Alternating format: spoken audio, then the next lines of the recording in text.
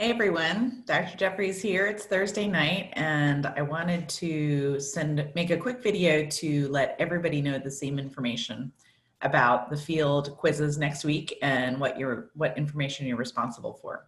So we had a really successful first week of lab and I was really excited about it, how things went. I think we did a pretty good job social distancing. Did get a feedback from the college about having large groups congregate in the picnic area behind Biltmore Hall. So that's something that I'm going to ask you. The concern, actually, they were complimenting us because everybody was wearing masks, but they were concerned that before class, people were gathered up really closely together. So we're going to have to work to improve that together. So next week, you can group with your lab section, and we'll have one group over by the picnic area in the shade, the other group probably behind that stairs also in the shade. So trying to remember not to congregate before lab so we don't get in trouble. So lab starts at 1:30.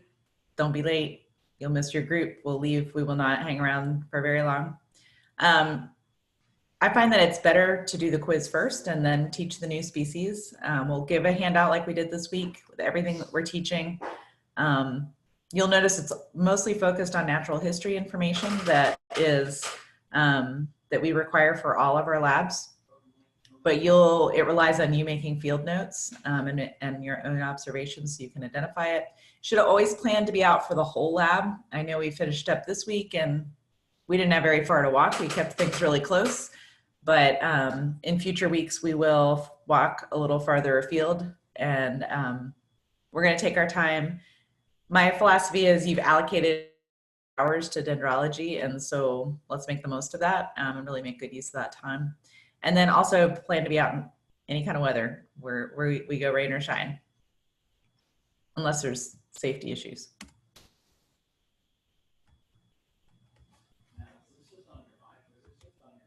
Okay, so for tree identification, just like this week, each week we'll learn 16 or 17 species. You need to be able to correctly identify the tree first and foremost. If you don't know what it is, there's no point learning its scientific name. But you have to know the correct spelling of the scientific name, so that includes the genus and the specific epithet, and you need to underline the scientific name.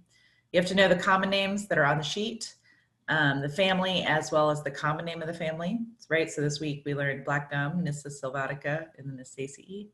And then the natural history information that is on the sheet is fair game. That way we're consistent. Of course, we also like to share stories about the trees, and that can help you remember them.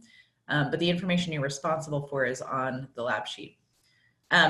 Also with the lab sheet, some species have a star if it is a species you need to be able to identify by the fruit alone or the cone. And then there's a plus sign by those that you need to be able to identify by buds on a bare twig. So those are noted on the lab sheet. We'll see that in an example in the next time. And you will lose half credit for misspelling or forgetting to underline the scientific name. So always check before you hand in each one of your quiz sheets. You want to check and make sure you've underlined everything and your capitalization is correct. You also need to write neatly. That's really helpful for the TAs and I. This is what a lab sheet looks like. This one's from last year. You can see the first entry rubric has a star and a plus. So it's the species that we expect you to recognize just based on the fruit, and then also by the bare twig. Remember, all the fruits are available for study in the dendrology lab. Those will be there all semester. So, we find fruits in the field when we can, but sometimes we don't find them. And last year was a really poor year for fruits, so we didn't find very many, but they're always available in the lab. So stop by to study those.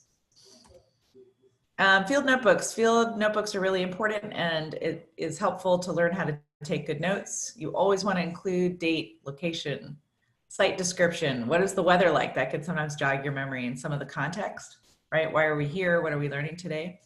And then my notes are not that great of a job of leaving white space between each entry, but it does help with readability. And also that will let you annotate your notes later if you learn more information. So my tips: be prepared and on time. Take your field notes in a notebook. I saw a couple people that didn't bring notebooks. The lab sheets are good, but a field notebook will record your identification notes. Don't spend all your time staring in and writing down every word your TA says. Make sure you look carefully at the species yourself. We have plenty of time, so there is plenty of time to look at each one of the specimens, even while we're keeping socially distanced. And so read the species name on your sheet. We always start off by saying what number it is, and then jot down additional notes that'll help you remember it. Always recommend get home. Hopefully tonight, those of you who've had lab today, read through your lab sheet, review each species and noting its spelling, and then as soon as possible, create flashcards. These do not have to be fancy, right? Get a 99-cent package of index cards, write out the scientific names carefully. This is study time. So your goal is not to do it as fast as you possibly can, but to do it in a mindful way so you're really paying attention to the spelling. And then plan time to visit the Dendrology lab each week. It will be open this Friday, and it's set up, it looks great. For our field quizzes, right? So each week you're gonna get a field quiz. You'll be quizzed on 10 species that we've seen anytime in lab. So this is a cumulative quiz. So, and just to, you know, the TAs and I do not like agree on which species we're gonna quiz. We don't pick specimens to quiz each week. Right, we're walking along and I see a species that we've already had that I think is a good example of it. That's going on the quiz. So we don't have any real, you know, we try and mix up and make sure we have a good mix of easier species to identify and more difficult ones. But you do need to know the complete current scientific name. So that both the genus and the specific epithet, like Acer rubrum.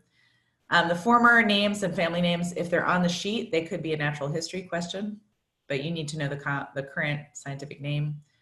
The genus and specific epithet are always, always, always underlined. Genus is always capitalized. Specific epithet is always lowercase, even if it came from a proper noun. Common names are lowercase unless it includes a proper noun like Virginia creeper. The family names always end in A-E-A-E. So make sure you know that spelling so you get that part of the word correct every time. Also, don't think we're not going to quiz the same species twice. Especially, it's good to see saplings as well as mature trees. So you will sometimes see a repeat on the quiz. Again, our objective for the quizzes, the whole point of the quizzes is to teach. It's practice and teaching tool. That's why they're not worth a whole lot of credit. But if you miss the tree, you'll get it next time. So here's how we'll do quizzes this year, right? You're gonna get a fun packet of quiz sheets. So it's a little booklet of 10 sheets stapled together from your TA. You need to put your name on every single sheet because you're going to tear those little booklets apart. We don't have your name, we can't give you credit. We'll do those first. You have to put away your notes and your phones before we start the quiz. So please make sure those are away. All you need is your clipboard, a pencil, and your quiz packet. While the quiz is being taken, you need to be silent while we're at tree number 1 or tree number 2. So we're going to take turns to make sure everybody has a fair chance to go up and see the tree and its leaves.